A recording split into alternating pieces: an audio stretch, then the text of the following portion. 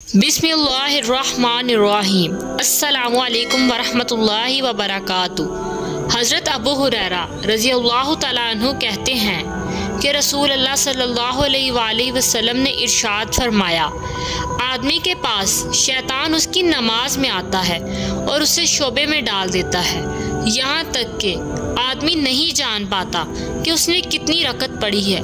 चनाचा तुम में से किसी को अगर इस किस्म का शोबा महसूस हो तो उसे चाहिए कि वो बैठे बैठे सहू के 2 सजदे कर ले।